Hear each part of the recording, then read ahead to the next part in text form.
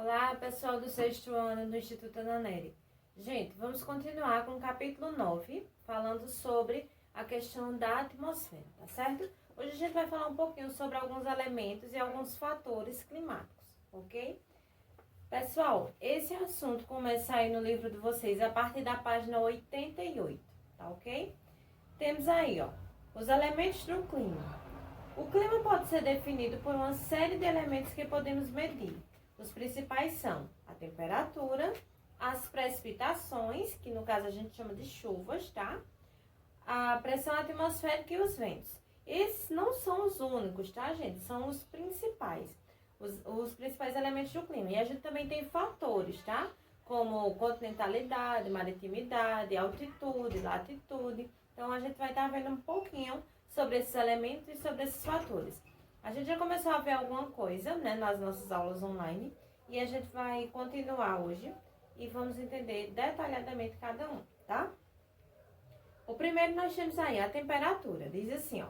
A temperatura atmosférica é medida com um termômetro em graus Celsius. Os raios solares atravessam a atmosfera e esquentam a superfície terrestre. A Terra, por sua vez, não retém todo esse calor e uma parte dele é transmitida ao ar, de forma que essa também esquenta desde a superfície. Então, gente, preste atenção. Toda vez que a gente fala em temperatura, a gente realmente está falando, né, em áreas mais quentes e áreas mais geladas que a gente tem na Terra, tá? Só que a temperatura, claro que ela não é fixa, né? Ela pode variar, tá bom? Então, assim como o tempo atmosférico, quando a gente escuta uma previsão do tempo, a gente vê lá o tempo atmosférico, vai estar nublado, chuvoso, ensolarado, a temperatura também vai ter essa variação. Então, às vezes você escuta na previsão do tempo, vai fazer 21 graus, vai fazer 25 graus, vai fazer 27 graus. Então, essa temperatura, ela também varia de acordo com o tempo atmosférico, tá certo? Então, ó, nós vamos ter aí a temperatura aqui no Brasil, a gente mede em graus Celsius, tá? Há alguns países que medem em outros graus, como, por exemplo, o grau Fahrenheit, tá? A gente vai ter aí, no caso, essa temperatura medida através de um termômetro, tá ok? No caso aqui, ó, como ele diz assim, os raios solares atravessam a atmosfera e esquentam. No caso, 19% de todos os raios solares ficam retidos na atmosfera, tá? O calor, 19% do calor dos raios solares fica retido na atmosfera. O restante que bate na superfície, né? Seja uma superfície aquática ou uma superfície terrestre, vai ser refletido, dependendo do tipo de superfície. Por exemplo, áreas de superfície muito clara, né? Como a areia da praia, a reflexão vai voltar bem mais facilmente. Os raios solares vão bater e vão voltar refletidos, tá certo? Porque as áreas mais claras, elas não absorvem tanto os raios solares, tá? Não absorvem tanto o calor do sol. Já as áreas mais escuras, como por exemplo o asfalto, né? Vai absorver e vai reter esse calor. Então, dificilmente você vai olhar para um asfalto e vai ver o raio solar, no caso, refletido de volta, tá certo? Se você passa numa superfície muito clara, por exemplo, uma calçada que tem uma cerâmica clarinha, então quando o raio solar bate ali, reflete e às vezes você não consegue nem sequer olhar para o chão. Então, assim, essa reflexão, né, esses raios solares voltando, faz com que a superfície ela não fique tão quente, né? Ela não absorva tanto calor, tá certo? Então, ó, a temperatura de um lugar muda com a latitude e depende da distância percorrida pelos raios do sol e de sua perpendicularidade. A palavra clima em grego quer dizer inclinação, e é precisamente desse fator a inclinação dos raios solares, que dependem em grande parte as diferenças de temperatura entre o Equador e os polos. Preste atenção, gente. A temperatura ela vai mudar com a latitude. O que é a latitude? Ó, aqui na Terra nós temos esses paralelos aqui, tá? Esse paralelo aqui principal, que é a linha do Equador, ele vai servir, no caso, de referência, né? Ele vai nos orientar aí com relação às latitudes, tá certo? Como a linha do Equador mede 0 graus, toda vez que eu for em direção ao sul ou em direção ao norte, eu tenho aí latitudes diferentes. Da linha do Equador para baixo, nós temos 90 graus, tá? Da linha do Equador para cima, também temos mais 90 graus. Então, à medida que eu vou me afastando da linha do Equador, seja para o norte ou para o sul, eu tenho uma latitude, tá? Que é a distância medida em graus a partir desse ponto de referência que é a linha do Equador. Se eu estou mais distante da linha do Equador, seja para o norte ou para o sul, eu chamo isso de altas latitudes, porque eu estou muito distante, então eu vou ter um grau maior. Se aqui na linha do Equador é 0 graus, se eu estou aqui, por exemplo, eu estou a 80 graus de latitude sul. Então, é uma latitude alta, né? Então, altas latitudes. Se eu estou mais pertinho da linha do Equador, né? Eu estou numa latitude baixa. Vamos supor que eu andei apenas um pouquinho. Então, andei aí, vamos supor, 10 graus. Então, eu estou a 10 graus de latitude norte. Então, é baixas latitudes. Quanto mais próxima a linha do Equador, baixas latitudes. Quanto mais distante, altas latitudes.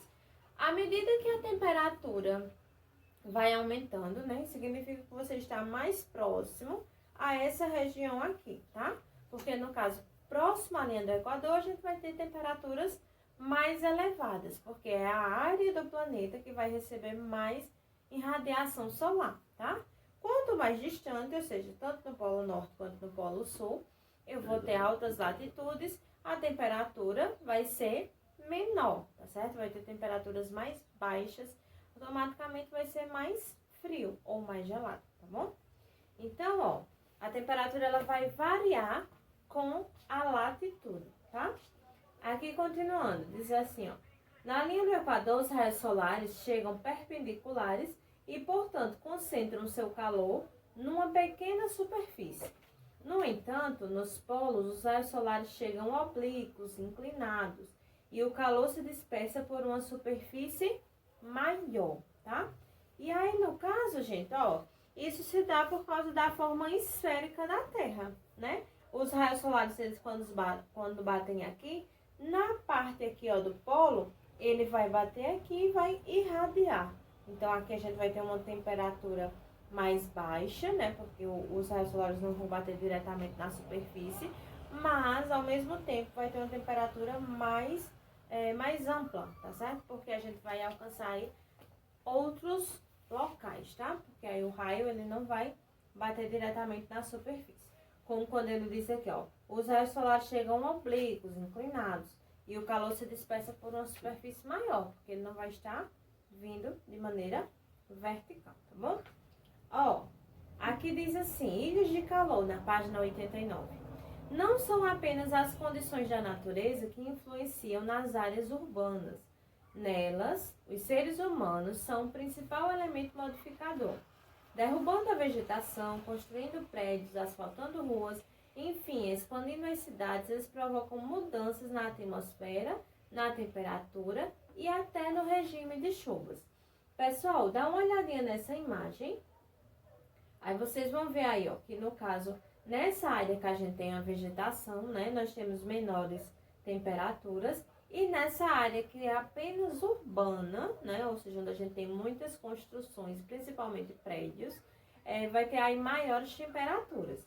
Na legenda dessa imagem diz assim, ó, a formação de ilhas de calor está associada às temperaturas mais elevadas, à medida que se aproxima dos centros urbanos, onde há concentração de prédios que utilizam concreto e vidro e asfalto, tá?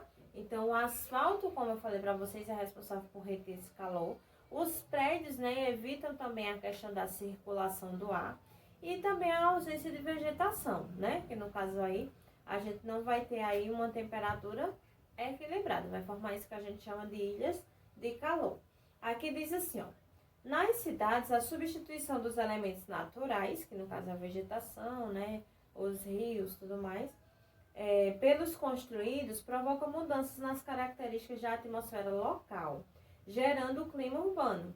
O fenômeno do aumento de temperatura nos grandes centros urbanos é chamado ilha de calor, porque no caso o calor ele vai ficar retido ali, não tem nada natural, né, para equilibrar aí, como a vegetação, por exemplo, e a gente também não tem a livre circulação do ar devido à grande quantidade de prédios. Então, grandes cidades onde a gente tem a maior quantidade de prédios, a maior quantidade de construções aí verticais, vai evitar que essa circulação do ar seja maior e vai formar isso que a gente chama de ilhas de calor.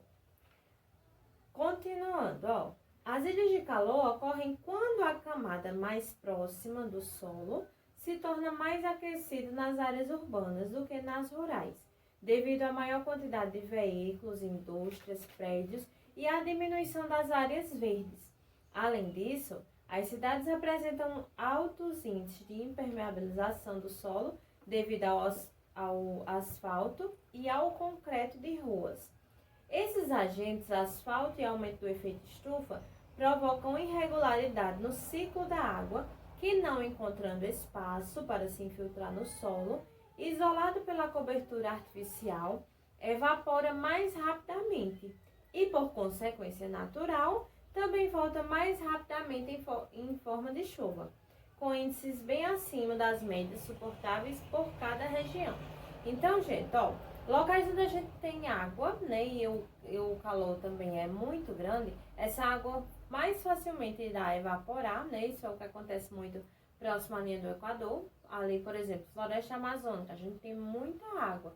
Como o calor é muito grande, devido ter essa proximidade com a linha do Equador, vai ter uma maior evaporação, vai ter uma maior umidade do ar e, consequentemente, vai ter mais chuvas, tá certo?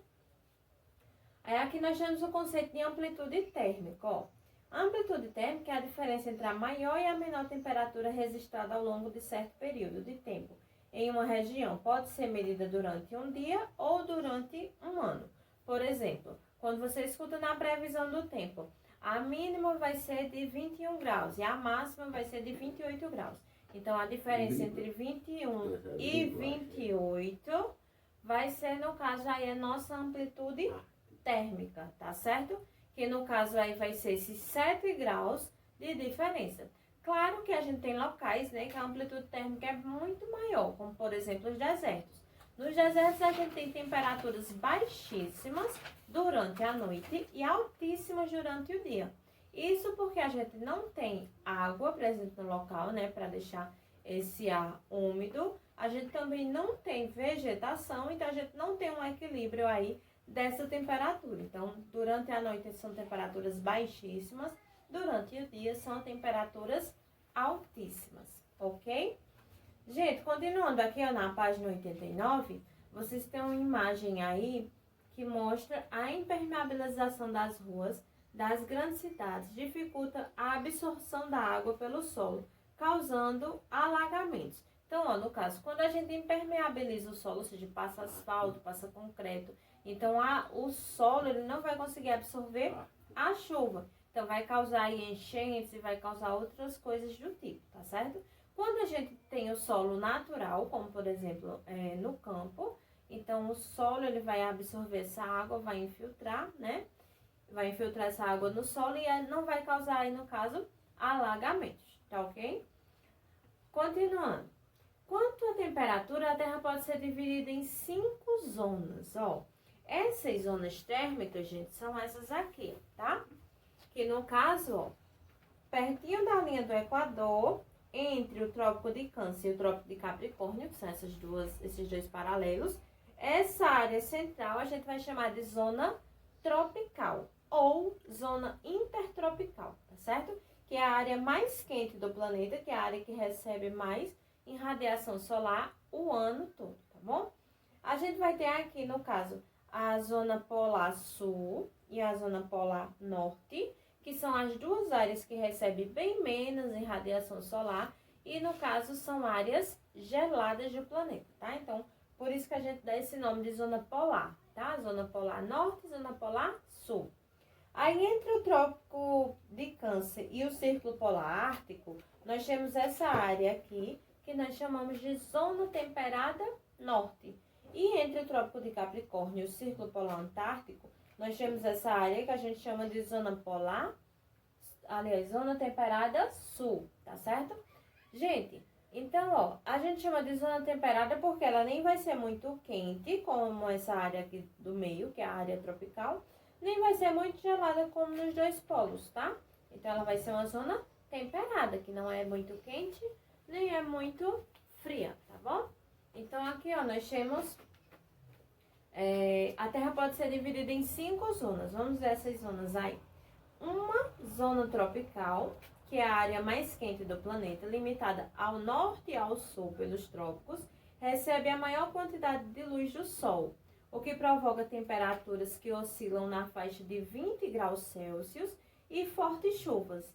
O curioso nessa região é que, por incrível que pareça, ela também se estende sobre áreas secas, com chuvas abaixo de 250 milímetros anuais. Então, como eu falei para vocês, essa zona tropical é a área mais quente do planeta, né? Próxima aí à linha do Equador, entre os dois trópicos, tá? Aqui, ó, 2 zonas temperadas, que no caso é a zona temperada norte e a sul, tá? Aí, ó, intermediária entre os polos e os trópicos, ou seja, entre o trópico de Capricórnio e o Círculo Polar Antártico e o trópico de Câncer e o Círculo Polar Ártico, onde as temperaturas variam entre 10 e 20 graus Celsius, ou seja, já é uma temperatura mais baixa, né, que é a zona tropical. E as chuvas chegam a 1.500 a 2.000 milímetros por ano. Essas precipitações vão de maior incidência nas faixas litorâneas, que é quando a gente recebe massas de ar fria, né, vindas do oceano. A menor presença nas áreas mais interiores dos continentes, que no caso está mais distante da área litorânea, demora um pouco mais para receber massas de ar, tá certo? Massas de ar quente, no caso. Aliás, frias, no caso. 2 zonas polares, limitadas pelo Círculo Polar Ártico e o Círculo Polar Antártico, onde há pouca presença de luz e calor, provocando a ocorrência de temperaturas abaixo de 10 graus, no caso no Polo Norte e no Polo Sul, tá? E poucas chuvas, menos de 500 milímetros por ano, embora os invernos sejam rigorosos e os verões bem curtos. Mas não há muita precipitação, gente, não há muita chuva, porque geralmente a água ela está congelada, tá certo? A água dos rios, a água dos lagos, elas estão aí congeladas. Então, elas com certeza não evaporam tanto assim, tá bom? Aí aqui, ó, embora os invernos sejam rigorosos e os verões bem curtos, temos uma imagem aí mostrando o Brasil em sua maior área está localizada na zona tropical. Aí, vamos continuar aí, gente, na página 90, tá certo?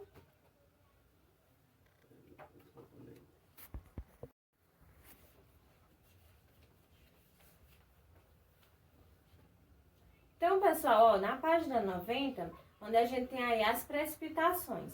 Toda vez que a gente fala em precipitação, a gente tá falando de chuva, tá?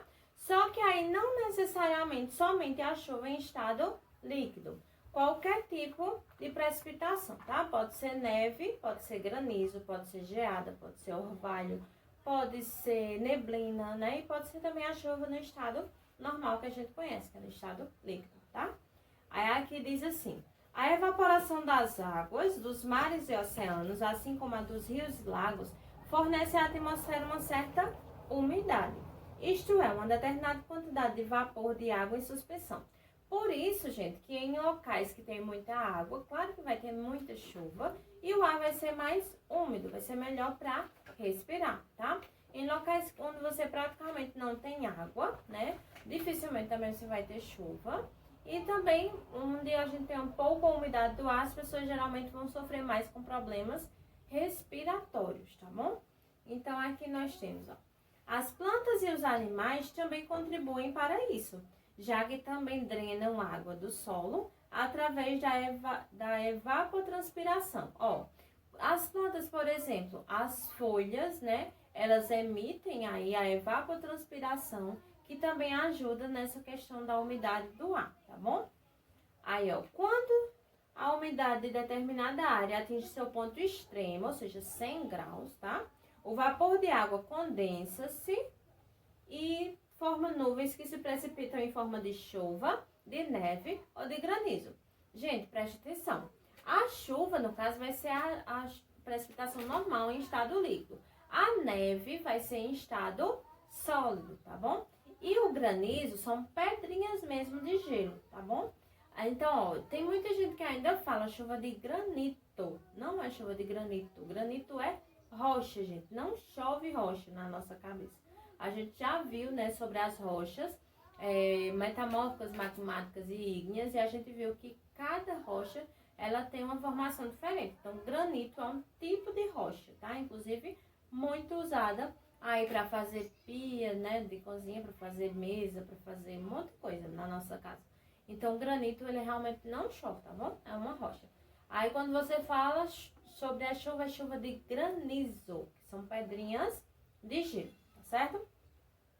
Continuando, ó. Portanto, as nuvens são consequência da condensação dos vapores de água que se acumulam na atmosfera, composta de gotículas mais leves que o ar. À medida que essa mudança do estado da água acontece em nível mais próximo do solo, forma-se o nevoeiro, ou a neblina, característico principalmente das áreas mais elevadas, montanhas e planaltos.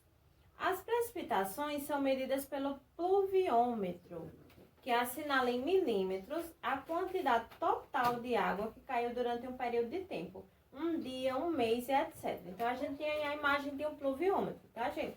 No caso, tem uma régua graduada que faz a medição aí em milímetros da quantidade de chuva que ocorreu nesse local, certo? Então, por essa quantidade de milímetros, sabe se choveu muito ou pouco em determinada região. Aí aqui, ó, não chove por igual em todos os pontos da Terra, nem durante todo o ano, já que existem estações chuvosas e estações secas. Claro que nem todos os locais tinham as 4 estações bem definidas, tá, gente? Somente na zona temperada norte e sul a gente tem as 4 estações bem definidas. Geralmente aqui na zona tropical da Terra a gente tem bem definido mesmo somente o inverno e o verão, tá? Tipos de nuvens, vamos lá. Ó, no caso aqui a gente vai ver, aqui no livro de vocês tem tipos de nuvens, mas na verdade são tipos de chuvas, tá, gente? A partir das características de cada precipitação, podemos dividir as chuvas em 3 tipos bem definidos: as chuvas frontais, as chuvas de convecção e as chuvas orográficas. Por essa imagem aí, vocês conseguem perceber, né, que a chuva convectiva, ela vai emitir aí, no caso, uma massa de ar quente que vai se encontrar com a massa de ar frio e vai se condensar e voltar em forma de precipitação, em forma de chuva, tá? Já a frontal é quando a massa de ar quente vem em direção a uma massa de ar fria e as duas se chocam. Uma, no caso, a massa de ar quente, por ser mais leve, vai subir, vai ascender, e a massa de ar frio vai se precipitar, né, e vai chover, tá certo? Então, é a chuva frontal. E a chuva orográfica, gente, é o que a gente chama de chuva de relevo. Por que chuva de relevo? Porque geralmente são massas de ar que saem do oceano, geralmente encontram uma barreira topográfica. O que é uma barreira topográfica? Encontra pela frente um planalto, uma serra, uma montanha, e geralmente não consegue passar, né? Elas são barradas, bloqueadas. Então, elas ascendem, ou seja, sobem por cima do relevo e, no caso, se precipitam, tá certo? Então, aqui, ó, na chuva orográfica, vocês vão ter aí uma massa de ar saindo do oceano, né? Encontrou essa barreira topográfica aí, e praticamente do outro lado da barreira topográfica, ou do outro lado do planalto, ou da serra, ou da montanha, praticamente fica sem chuva. É muito o que acontece aqui no nosso estado, né? As massas de ar que saem de João Pessoa, geralmente são barradas aqui no Planalto da Borborema, que é Campina Grande, e geralmente não conseguem chegar ao sertão, certo? Ao sertão aqui do nosso estado. Aí vamos ver aqui algumas características desses 3 tipos de chuva. Olha só. As chuvas frontais, que no caso são essas que a massa de ar quente se encontra com a massa de ar fria, resultam do choque entre massas de ar de diferentes temperaturas. As massas de ar frio tendem a baixar, porque elas estão, né, mais pesadas, por serem também mais úmidas. Tendem a baixar, enquanto as quentes sobem, porque as quentes são mais leves, tá? Esse tipo de chuva chega a atingir grandes áreas e se prolongar por extensos períodos, como a garoa. Esse tipo de precipitação predomina nas zonas temperadas. Então, ó, vai ser uma chuva um pouco mais longa, como a garoa, né? Que é aquela chuva fininha, que demora muito tempo para parar, tá? Não é como aquela chuva de pancada que passa rápido, não, tá certo? Então, a chuva frontal, ela vai demorar um pouco mais. As chuvas de convecção, ó, que no caso é essa primeira imagem, ocorrem a partir do aumento de temperatura das massas de ar, que ao se elevarem, se resfriam, originando chuvas torrenciais e abundantes, ou seja, aquela pancada mesmo de chuva, tá, gente? Uma pancada de chuva muito forte e que, no caso, vem aí uma chuva abundante. É muita água, mas de uma forma muito mais rápida, tá certo? Essas chuvas são próprias de um clima equatorial, que é um clima quente e úmido, e das tempestades de verão nas zonas temperadas. Aí as chuvas de relevo orográficos, que é essa imagem de baixo, são produzidas pelo encontro dos ventos quentes e úmidos com áreas mais elevadas, que no caso é isso que eu falei para vocês. Esses planaltos, essas serras, essas montanhas que estão no meio, tá? Que a gente chama de barreira topográfica.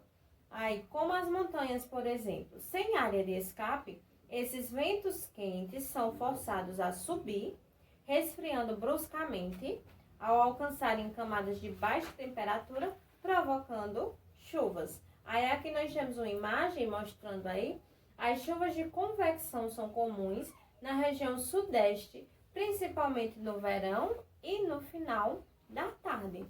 Aqui, ó, na página 91, nós temos aí a questão dos ventos, tá?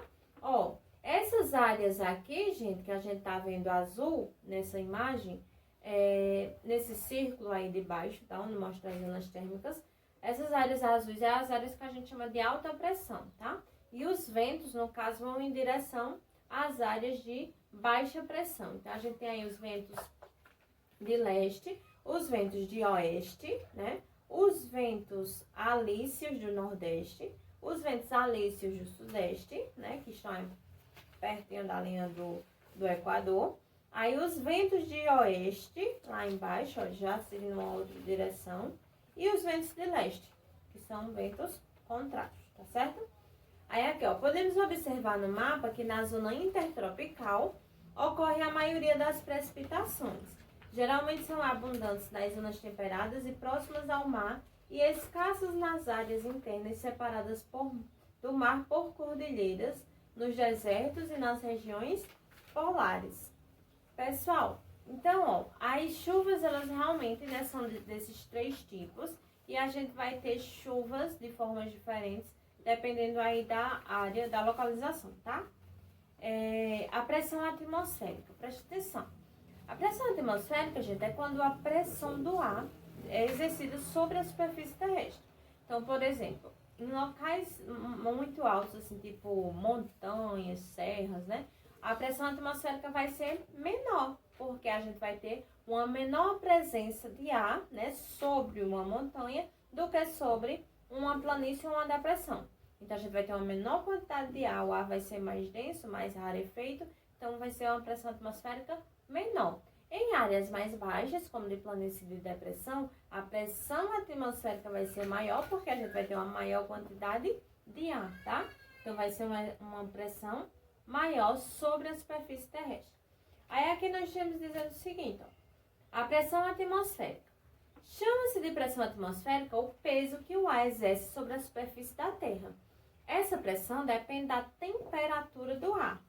O ar quente pesa menos que o ar frio e é menos denso. Como vocês viram aqui nas chuvas, né? A massa de ar quente sobe, porque é mais leve, e a massa de ar frio desce e se precipita porque é mais densa, tá certo? Aí no caso aqui, ó. E da latitude, quanto maior a altura, menor a pressão, tá? Então, ó, quanto mais próximo aí aos polos, menor a pressão. Quanto mais alto, também é a questão da altitude, quanto mais alto, menor também a pressão atmosférica, tá certo? Aí sua manifestação está diretamente relacionada à força da gravidade e à influência que esta realiza sobre moléculas gasosas que compõem a atmosfera. Assim, a pressão atmosférica sofre variações conforme as altitudes e as condições de temperatura do ar. Quanto maior a altitude do relevo, isto é, quanto mais elevado ele estiver em relação ao nível do mar, menor será a pressão atmosférica. Como eu falei para vocês, a altitude só é medida em relação ao nível do mar, tá, gente? Não é assim, eu acho que essa montanha é muito mais alta que aquela. Não, tem que ver isso com relação ao nível do mar. Não é a nossa percepção, tá? E não é também a partir do solo, tá certo? A gente pode estar vendo uma área muito baixinha em relação à nossa altura, né? E essa área ser muito alta em relação ao nível médio do mar, tá? Aí aqui, continuando. Quanto mais elevado ele estiver em relação ao nível do mar, menor será a pressão atmosférica. Isso ocorre porque a força da gravidade mantém a maior parte do ar próxima à superfície, o que explica o fato de grandes cadeias de montanhas apresentarem um ambiente mais rarefeito. Como eu falei para vocês, se você vai escalar uma montanha, você tem que levar equipamentos necessários, inclusive para respirar, né? Porque o ar fica mais rarefeito, você não consegue respirar em grandes altitudes, então você precisa realmente de um equipamento especial. Outra coisa, a temperatura lá em cima das montanhas, né, das serras, é muito mais baixa, então faz muito mais frio. Então é menor a temperatura, também é menor a pressão atmosférica, tá certo? Aí aqui, continuando, ó. As variações de pressão atmosférica existentes nos diversos pontos da Terra são responsáveis pela ocorrência dos ventos que se deslocam das zonas de alta pressão para as zonas de baixa pressão. Por este motivo, temos a formação da circulação atmosférica e o deslocamento das massas de ar, bem como todos os fenômenos climáticos resultantes desse processo. Quanto mais elevada a altura em relação ao nível do mar, maior a dificuldade de respirar por conta da baixa pressão atmosférica. Aí aqui nós temos, um instrumento, né, que vai medir aí a pressão atmosférica, que é o barômetro. E no caso ele realiza a medição em milibares, tá? Que é uma medida especial. A pressão média da Terra é de 1013 milibares, tá? Aí aqui, os mapas que indicam a pressão têm um conjunto de linhas curvas que unem pontos de igual pressão. Essas linhas são denominadas isóbaras. Então, aqui a gente tem um mapa mostrando aí como a gente vai ter aí a ligação desses pontos de igual pressão, que a gente chama de linhas isóbaras, tá? Aí aqui, as altas e baixas pressões. A pressão atmosférica também interfere nas condições do tempo. Isso porque as zonas de baixa pressão provocam a subida das frentes de ar, o que propicia a formação de nuvens. Enquanto as zonas de alta pressão propiciam a descida do ar, impedindo a formação de nuvens e deixando-o com o tempo mais limpo. Então, por isso que quando está muito quente, a gente não tem muitas nuvens no céu, tá certo? Aí aqui, em cada hemisfério existem duas massas de ar. Tropical, onde o ar é quente. Essa massa de ar tropical, gente, é quente e seca, tá certo? E as massas de ar frio. Quando massas de ar de diferentes características entram em contato, formam-se as frentes, que é aquele que a gente chama de frente fria, frente, né, de ar quente, tá certo? Então, a alta pressão, e baixa pressão, temos aí na imagem. Aí aqui diz assim, as altas pressões resultam da descida do ar frio. A rotação da Terra faz o ar, ao descer, circular à volta no centro da alta pressão. Os locais aqui, gente, de alta pressão, né, são essas áreas amarelas, tá certo? O ar desloca-se no sentido dos ponteiros do relógio, no hemisfério norte e no sul, na direção contrária. Então, no hemisfério norte gira do ponteiro mesmo do relógio e no sul gira em direção contrária, tá? Aí aqui, as baixas pressões são causadas pela elevação do ar quente. Este circula no sentido dos ponteiros do relógio no hemisfério sul e na direção contrária no hemisfério norte. No topo, o ar desloca-se para fora e é arrastada para o outro lado. Aí aqui temos o vento. Vamos ver aí, Entre as zonas de alta pressão e as de baixa pressão, se estabelece uma corrente de ar que se move da alta para a baixa pressão. Essa corrente de ar denominamos vento. Gente, simplesmente o vento é o ar em movimento. A gente tem o ar, né? O ar que nós respiramos. Se não está ventando, é porque o ar está praticamente parado, tá? Quando o ar ele começa a se movimentar, é isso que a gente chama de vento, tá? Aí aqui, ó, quando no mapa as isóbaras, que são essas linhas que a gente viu agora há pouco nesse mapa, tá? Da página 92, estão muito próximas, significa que o vento é muito forte. Se estão separadas, o vento é suave. A velocidade dos ventos é medida pelo anemômetro, que é um aparelho, tá? Para medir o vento. E sua direção é medida pela biruta, ou um catavento. Então, a imagem da biruta aí, ó, que é esse instrumento aí, para medir a direção do vento, para que lado o vento está indo, tá certo? Ela é aberta aí nas duas extremidades. O catavento também, né, ajuda a saber aí tanto a velocidade quanto a direção do vento, tá? Aí aqui, ó, além da velocidade e da força, os ventos se caracterizam por sua direção. Assim, diferenciamos vários tipos de vento. Há os ventos permanentes, como os alísios, que sopram desde os trópicos para a linha do Equador.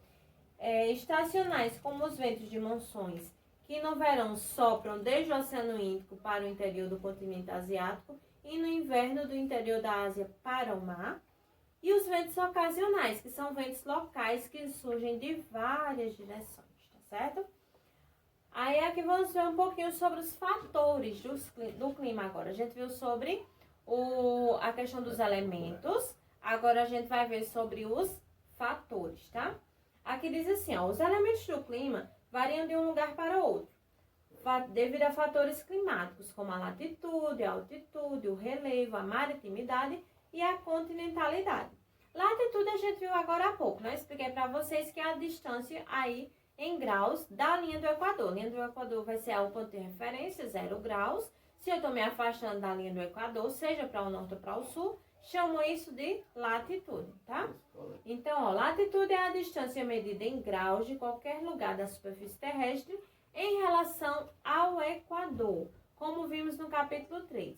As baixas latitudes são entre 0 e 30 graus, as médias latitudes entre 30 e 60 graus e as altas latitudes entre 60 e 90. Porque, como eu falei para vocês, da linha do Equador para cima, 90 graus. Da linha do Equador para baixo, mais 90 graus. Então, se eu estou entre 0 e 30, aqui, ó, nessa imagem. Se eu estou aqui perto da linha do Equador, então eu estou entre 0 e 30 graus, eu estou em baixa latitude. Se eu estou entre 30 e 60, eu estou em média latitude. E se eu estou entre 60 e 90, eu estou em alta latitude. Isso tanto serve para o hemisfério norte, como para o hemisfério sul, tá? Aí aqui, continua dizendo o seguinte, ó. Por isso apresentam grande variação de temperatura e de chuvas. Portanto, quanto maior a latitude, ou seja, quanto mais nos afastamos do Equador, menores serão as temperaturas. Quanto mais próximo do Equador, com menor inclinação dos raios solares, maiores as temperaturas. Então, aí está mostrando ó, as zonas térmicas novamente, tá? Nessa página 93. E aqui embaixo nós vamos começar a falar aí sobre altitude. Aqui diz assim, ó, gente. Quanto mais alto, menor será a temperatura ambiente. Isso aí eu já falei para vocês diversas vezes. Se você está no alto de uma montanha, claro que vai ser muito mais frio, né? Do que se você estivesse numa planície. Então, ó, isso acontece porque o aquecimento da atmosfera se dá de baixo para cima, ou seja, da superfície para a próxima camada da atmosfera, tá? Que no caso, a gente está na primeira camada, que é a troposfera, o nosso ar, ele é perfeito, no caso, para respirarmos. Se a gente está passando, se a gente está subindo, a gente está ficando com o ar mais rarefeito, certo? Esse ar vai ficando mais difícil mesmo de respirar. Aí aqui, ó, ou seja, quanto mais baixo, mais quente, e quanto mais alto, mais frio. Temos uma imagem aí, ó, de uma cordilheira, tá certo? E no caso aí, ó, vocês estão vendo que tem uma presença de neve, né, no alto aí, devido à altitude. Aqui, ó, nós temos outra imagem aí, medindo a questão da temperatura e da pressão atmosférica, ó. A pressão atmosférica vai ser maior, né, em locais mais baixos e menor em locais mais altos. E a temperatura também, ó. Lá em cima, no alto aí desse relevo, nós vamos ter uma baixa pressão e uma baixa temperatura, certo? Aí aqui, maritimidade e continentalidade. Gente, Maritimidade e continentalidade também são fatores climáticos, são fatores que vão influenciar aí no clima, tá? Aqui, ó, entre os oceanos e os continentes há uma relação muito forte com a variação da temperatura. Temos aí a maritimidade, que no caso, ó, é mostrado aí por essa imagem. E vocês estão vendo aqui que a luz solar ela está batendo na água, né? E o calor ele está refletindo novamente, tá? Aí aqui, acontece que em consequência da maior capacidade de absorção de calor pelas grandes massas de água, elas armazenam calor por muito mais tempo. Então a água ela demora um pouco mais para absorver o calor do sol, mas ela demora muito mais também para refletir, tá? Por isso que as águas, geralmente elas durante o dia, quando você está na areia da praia, na areia é muito mais quente. Quando você entra na água, a água geralmente vai estar mais fria, vai estar mais gelada. Mas durante a noite o calor vai ser diferente. O calor da terra ele vai, no caso, ser emitido de forma mais rápida, então vai esfriar muito mais rápido. E as águas elas vão demorar um pouco mais para esfriarem, tá certo? Aí aqui continua dizendo o seguinte, ó. Elas armazenam calor por mais tempo. Por exemplo, pela manhã a água da praia está fria e a areia está quente. À noite acontece o inverso. É o fenômeno conhecido como maritimidade. Aí agora vamos para a continentalidade. Nos continentes, a dinâmica é exatamente contrária. Ou seja, a capacidade das massas sólidas, ou seja, da Terra, da superfície terrestre, né, de absorver calor é muito menor que a dos oceanos. A tendência de temperatura é permanecer estável, seja para cima, calor, ou por baixo, frio. Por causa do afastamento dos oceanos, não teremos a ação da umidade trazida pelos oceanos e é o que os estudiosos chamam de continentalidade. Então, geralmente áreas muito afastadas aí do oceano são áreas mais secas, a gente não vai ter tanta umidade assim no ar, tá? Aí aqui temos relevo. Ó, a forma e a disposição do relevo podem trazer interferências sobre o clima, porque podem facilitar ou dificultar a circulação do ar atmosférico. Em algumas regiões do planeta, há verdadeiros obstáculos à entrada de massas de ar, como, por exemplo, as montanhas rochosas no oeste dos Estados Unidos, que dificultam a entrada da umidade vinda do Pacífico e tornam o clima do oeste americano árido ou semiárido. Então, como eu falei para vocês, se a massa de ar está vindo do Oceano Pacífico, encontra a cordilheira, né? No caso, as montanhas rochosas ali nos Estados Unidos e no Canadá, que fica do lado oeste. Então, esse perfil topográfico vai evitar que essas massas de ar passem e por isso que depois das montanhas rochosas nós vamos encontrar aí os desertos, tá? O deserto do Chile, aqui na América do Sul, por causa da cordilheira dos Andes, e também tem um deserto lá nos Estados Unidos, que é o deserto do Arizona, né? Por causa aí das montanhas rochosas, certo? Aí aqui, página 95, vamos falar sobre o clima e sua diversidade. Gente, ó, nessa página aqui, a gente tem um mapa, né? E esse mapa aí tá mostrando essa questão aí dos tipos de clima, tá? É uma classificação de Köppen.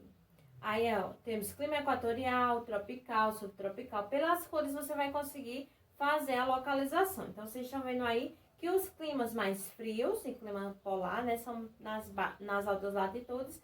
E pertinho da linha do Equador, a gente tem clima mais quente, né? Como o clima mediterrâneo, o clima tropical, equatorial e assim por diante, tá certo? Aí aqui, ó, embaixo tá mostrando mais ou menos o climograma de cada clima, tá? Ou seja, essas barrinhas aí vermelhinhas são a quantidade de pluviosidade, ou seja, a quantidade de chuva de cada clima. E essa linha roxa, essa linhazinha roxinha, é no caso aí a temperatura, tá? Se a temperatura for muito alta, muito baixa, se ela varia muito. Se ela vai mais ou menos assim retinha, é porque a amplitude térmica é pouca, né? Ou quase inexistente. Se ela tem uma variação muito grande, então significa que tem baixas temperaturas e altas temperaturas em alguns períodos. Aí aqui em cima diz assim, ó. Esses mesmos agentes de que acabamos de falar também são responsáveis pelas diferentes manifestações climáticas ao redor da Terra. As variações de temperatura e a quantidade de chuvas, índice pluviométrico, reunidas compõem quadros climáticos os mais variados possíveis. Então, por isso, ó, que na Terra a gente tem diversos tipos de clima, devido a diversos fatores diferentes. Tem a questão da maritimidade, da continentalidade, da umidade do ar, da altitude, da latitude. Então, isso faz com que a gente tenha uma grande diversidade de climas, tá? Aí aqui, os diferentes climas estão dispostos no mapa a seguir, que é esse mapa que a gente tá vendo aí, tá? Agora aqui, ó, gente, vamos ver um pouquinho das características de cada clima. Clima equatorial, de características quentes e úmidas, provoca apenas 2 estações do ano, o inverno e o verão. A primeira estação chuvosa, no caso o inverno, e a segunda seca, com temperaturas anuais em torno de 25 graus Celsius e médias pluviométricas superiores a 2.000 milímetros por ano, tá? Que no caso é uma pluviosidade alta, né? Chove bastante, tá certo? Aí temos uma imagem da região amazônica e diz assim, ó. A região amazônica é regida pelo clima equatorial, sendo este bastante chuvoso, né? A gente tem vários fatores que fazem com que tenha muita chuva aí na floresta amazônica, né? Tanto a presença de muita água, como a evapotranspiração aí das plantas, dos animais e assim por diante, tá bom? Aí aqui, clima tropical. A exemplo do equatorial, esse tipo de clima provoca somente as estações chuvosa e seca. Das 4 registradas normalmente com temperaturas médias anuais de 20 graus Celsius e média pluviométrica que varia entre 1.000 e 2.000 milímetros por ano. Então, ó, o clima tropical é um clima quente, mas ele é um clima mais seco, tá? Ele não é tão úmido quanto o clima equatorial. Então, consequentemente, a gente tem menos chuva. Aí temos uma imagem aí, diz assim, o clima tropical sofre variações de acordo com a localização e a altitude. Na foto, praia tropical em Andamã, na Tailândia. Vamos para os próximos climas, ó. Clima desértico quente. O nome já tá dizendo, né, gente? Então, ó, as chuvas praticamente não existem em regiões de clima desértico quente, já que suas temperaturas médias por ano estão em torno de 42 graus Celsius.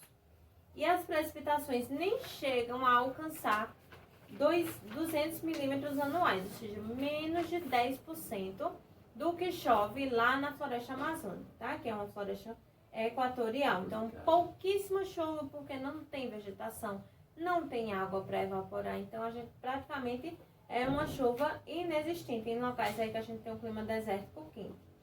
Aí, o clima desértico, com 2 estações parecidas, inverno bastante frio e verão bastante úmido. Esse tipo de clima provoca, durante os períodos invernosos, temperaturas muito baixas, embora não chegue a formar neve, tá? Aí, no caso, ó, mais um clima aí que a gente tem somente 2 estações, viu? Verão e inverno. Aí, clima temperado, único em que as regiões, sob sua influência, apresentam as 4 estações do ano bem definidas. O inverno, o verão, a primavera e o outono. Possui temperaturas médias que variam entre 8 e 15 graus Celsius. Que no caso é dessas áreas aí que a gente chama de zona temperada norte e zona temperada sul. Como eu falei pra vocês, a gente tem as 4 estações bem definidas nele, tá? Clima polar, gente, típico aí do Polo Norte e do Polo Sul, as áreas geladas aí do planeta, tá? É o tipo de clima em que as estações do ano praticamente se resumem a uma só, inverno. Então, praticamente a gente não tem verão, porque o verão é um tempinho um pouquinho mais quente que o inverno durante o ano todo, mas aí não chega a ser verão como a gente conhece em outras partes do planeta. As temperaturas mais baixas e os invernos de maior duração o favorecem na corrida pelo título de clima mais agressivo do planeta. É nas regiões de clima polar, dos polos, que se dá o fenômeno noite mais longa da Terra, quando o Sol simplesmente desaparece durante intermináveis períodos invernosos. Clima semiárido, que é o clima que a gente tem aqui no Nordeste brasileiro. É outro tipo de clima em que as chuvas raramente ocorrem. As médias pluviométricas anuais chegam a 500 milímetros e só são registradas durante 3 meses por ano, viu, gente? As temperaturas são elevadas em consequência da pouca umidade do ar por causa da ausência de invernos regulares, tá certo? Então, as temperaturas são muito altas porque tem pouquíssima chuva. Aí, clima frio. Outro clima de 2 estações, fresco no verão e muito frio no inverno. as temperaturas médias anuais ficam abaixo de 10 graus Celsius, tá? Aí, enquanto o índice pluviométrico varia entre 100 e 1000 milímetros. Aí, esse é o retrato climático do planeta Terra, que em épocas não muito remotas já foi bem mais agradável ao ser humano. Devido às atividades impróprias, inconsequentes do próprio homem, a estabilidade dos climas sofreu sérios abalos. Então, realmente, gente, a ação do homem tem feito com que o clima ele seja alterado, né? E a gente tem aí, no caso, coisas como o efeito estufa, chuva ácida, aquecimento global. Então, tem vários fatores aí que contribuem para a mudança climática, mas o homem também chega a alterar aí o clima dos locais, tá bom? Então, pessoal, a gente continua na nossa aula online. Bons estudos!